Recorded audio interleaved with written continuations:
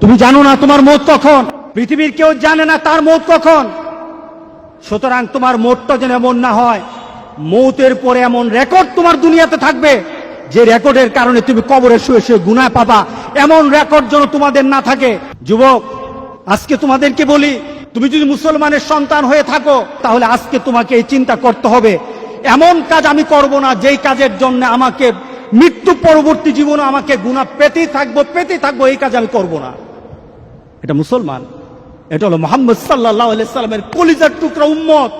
যুবক, তোমার জীবনটা যদি, তোমার চলাটা যদি কুরআন এবং সুন্নাহ অনুযায়ী হয়, আল্লাহর রাসূল আর নেককার বান্দারা যেমন সুন্দর মৌত পেয়েছে, রাসূল সাল্লাল্লাহু আলাইহি সাল্লাম বলেন তোমাদের মৌতটা তত সুন্দর হয়ে যাবে, তোমাদের মৌতটা তেমন সুন্দর হবে।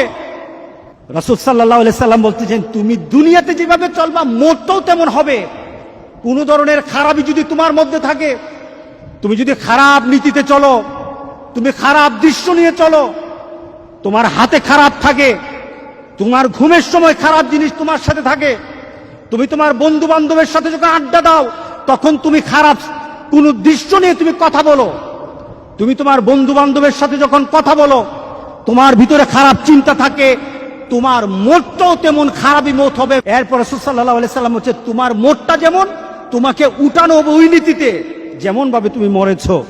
শুধু তাই নয়, কামা তুবাসুন তুহশারুন, যেমন ভাবে তোমাকে উঠানো হবে তেমন ভাবে তোমার হাসর হবে। সুতরাং দুনিয়া যেমন হাসর তেমন, দুনিয়া যেমন মৌত তেমন, দুনিয়া যেমন কবর তেমন।